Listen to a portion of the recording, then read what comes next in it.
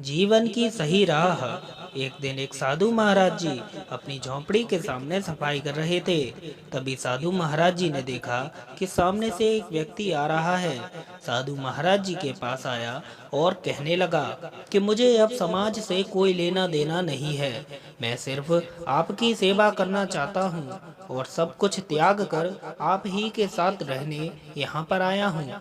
लेकिन साधु महाराज जी, मैं आपसे यही कहना चाहता हूँ कि मुझे दुनिया का कोई काम नहीं आता है। बस एक ही काम है जो मैं कर सकता हूँ। मैं शतरंज खेलता हूँ। शतरंज खेलने के अलावा मुझे और कोई खेल नहीं आता है। साधु महाराज उसकी बात सुन रहे थे और जब उसकी बात पूरी हुई तो साधु महाराज जी उसे अपनी झोंपड़ी में ले गए और सभी लोग वहां पर इकट्ठा हो गए, क्योंकि उसकी बात कुछ अजीब सी लग रही थी। साधु महाराज जी ने उस आदमी को बैठाया और कहा कि हम तुम्हारे साथ शतरंज खेलेंगे, लेकिन एक बात यह याद रखने योग्य है कि अगर तुम हार गए तो तुम्हें यहाँ से जाना होगा।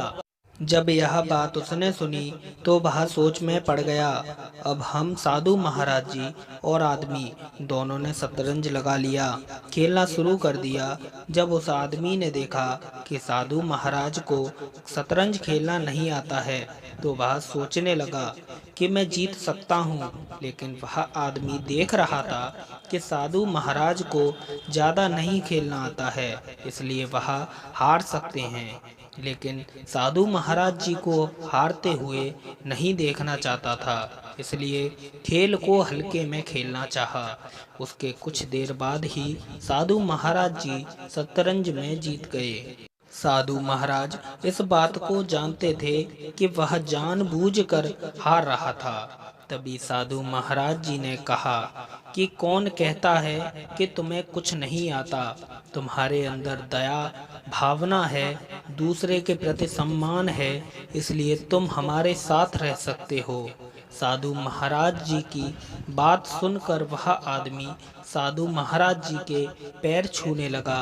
उस आदमी की आंखों में आंसू थे और उसने कहा कि मैं आपके साथ रहना चाहता हूँ। यह बात आपने मान ली, आपकी बहुत बड़ी कृपा है। साधु महाराज जी ने उस आदमी को उठाया और कहा कि हमें अपने जीवन में अच्छे काम करने चाहिए, दूसरों के लिए दया भावना रखनी चाहिए और दूसरों की मदद करनी चाहिए। यह सब गुण तुम्हारे अंदर है, तुम श्रेष्ठ हो। अगर आपको हमारी कहानी अच्छी लगी हो तो कमेंट में ज़रूर बताएं। धन्यवाद।